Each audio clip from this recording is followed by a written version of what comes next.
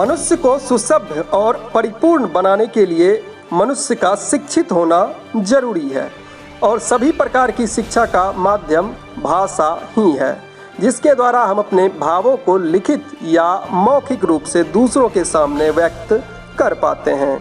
मतलब सार्थक शब्दों के समूह या संकेत से उत्पन्न हुए भाव को हम भाषा कहते हैं। नमस्कार, आप देख रहे हैं द A1 शो और मैं हूं दीपक चौधरी। आज भाषा के ज्ञान की आवश्यकता क्यों पड़ी? वजह है आज की तारीख। आज है 14 सितंबर और सभी भारतीय इस दिन को हिंदी दिवस के रूप में मनाते हैं। हिंदी एक इंडो आर्यन भाषा है जिसकी लिपि देवनागरी है और हम भारतीयों की आधिकारिक भाषा भी हिंदी ही है। हिंदी दिवस हिंदी भाषा के प्रचार प्रसार के लिए समर्पित है। तो आज 14 सितंबर यानी कि हिंदी दिवस के उपलक्ष्य में आप सभी व्यूअर्स को द A1 शो की ओर से हिंदी दिवस की अनेक हार्दिक शुभकामनाएं।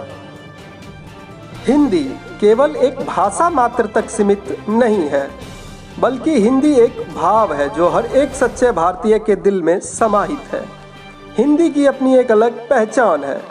हिंदी के पहले वर्ण अ से अज्ञानी से लेकर आखिरी वर्ण ज्ञ से ज्ञानी तक का सफ़र आज हम और आप मिलकर पूरा करेंगे। तो कहीं जाइएगा मत, बस बने रहिए हमारे साथ। हिंदी भाषा बहुत ही सरल, सहज और सुगम होने के कारण भारत सहित दुनिया भर में इसे समझने, बोलने और चाहने वालों की संख्या बहुत बड़ी है। हिंदी विश्व की तीसरी सबसे ज़्यादा बोली जाने वाली भाषा है। हिंदी हमारी राजभाषा है जिसे दुनिया भर में सम्मान प्राप्त है।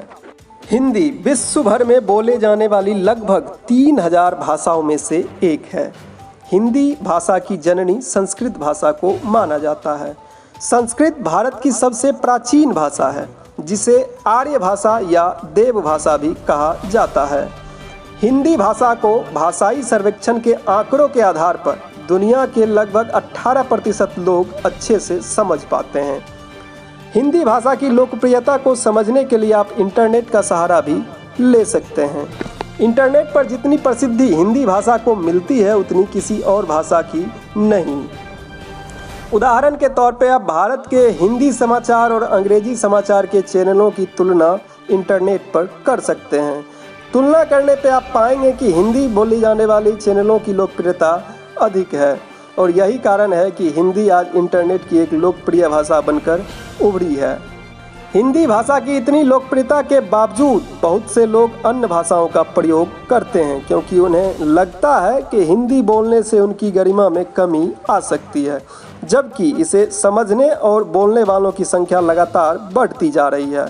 भारत के अलावा नेपाल, दक्षिण Africa, Mauritius, America, Yemen, Uganda, Germany, New Zealand, Singapore आदि जैसे कई अन्य देशों में भी हिंदी की लोकप्रियता लगातार बढ़ रही है। इसीलिए प्रत्येक भारतीय का कर्तव्य है कि हमें अपनी राजभाषा हिंदी का भरपूर सम्मान करना चाहिए और इसके विस्तार के लिए हर संभव प्रयास जरूर करना चाहिए। और आखिर में यह बात गांठ बांध लें कि हिंदी भाषा का प्रयोग हमारी हीनता का नहीं बल्कि हमारे गौरव का प्रतीक है। जय हिंद, जय हिंदुस्तान।